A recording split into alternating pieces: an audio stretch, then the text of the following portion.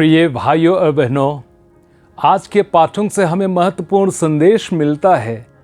सच्चाई और प्रेम में चलना, साथ ही जीवन को सही दिशा में ले जाना और अंतिम दिन के लिए तैयार रहना। पहले पाठ में यूहन्ना हमें याद दिलाते हैं कि ईश्वर की सबसे बड़ी आज्ञा यह है कि सच्चाई और प्रेम में चलना। उन्होंने प्रसन्नता व्यक्त की कि कुछ विश्वासियों ने सत्य की पहचान किया और सच्चाई के मार्ग पर चलना शुरू कर दिया है। सच्चाई में चलने का अर्थ है कि हम न केवल बाहरी धार्मिक कर्म कांडों का पालन करें, बल्कि हमारे हृदय में ईश्वर की सच्ची ज्ञान और प्रेम हो। हमें अपने जीवन में प्रभु के शिक्षाओं को ईमानदारी से अपनाना चाहिए। यूहन्ना का सुसमाचार अध्याय 8 वचन संख्या 32 में कहता है, तुम सत्य को पहचान जाओगे और तुम्हें सत्य स्वतंत्र कर देगा। लेकिन साथ ही उन्होंने चेतावनी भी दी है कि कई झूठे शिक्षक और भ्रमित करने वाले लोग हमारे बीच हैं। इन झूठे मनुष्यों से सावधान रहने की भी सलाह दी है। झूठे शिक्षकों से सावधान रहने का अर्थ है, यूहन्ना हमें चेतावनी देते हैं कि ऐसे लोग हमारे विश्वास को भ्रांति में लाते हैं। वे मसीह की शिक्षा को तोड़ मरोड़ कर पेश करते हैं। इसलिए हमें सच्चाई में दृढ़ बने रहना है और प्रभु की आज्ञाओं का पालन करना है।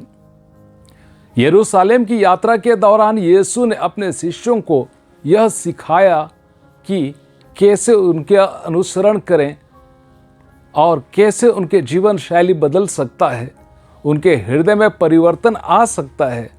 उनकी शिक्षा का एक महत्वपूर्ण हिस्सा न केवल उनके मृत्यु के बारे में था, बल्कि इस वादा पर भी आधारित था कि वह फिर आएंगे।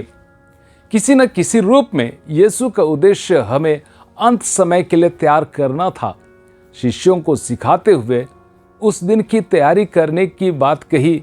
उन्होंने याद दिलाया कि कैसे नूह और लोत के समय में लोग तैयार नहीं थे। वे अपनी ज़रूरतों को और सांसारिक चीज़ों में इतने उलझे थे कि उन्होंने ईश्वर की उपेक्षा की और विश्वास की कमी थी और वे आज्ञाकारिता से भटक गए थे। अगर हम सांसारिक चीज़ों में अपने जीवन को खो देते हैं तो हम ईश्वर के राज्य में को प्राप्त नहीं कर सकते हैं।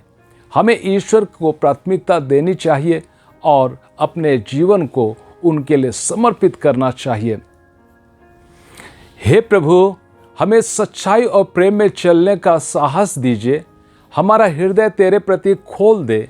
हमें जागरूक और प्रार्थनाशील बनाए रखिए, ताकि जब आप आएं तो हम तैयार हों और आपके प्रेम का अनुभव कर सकें। आमीन।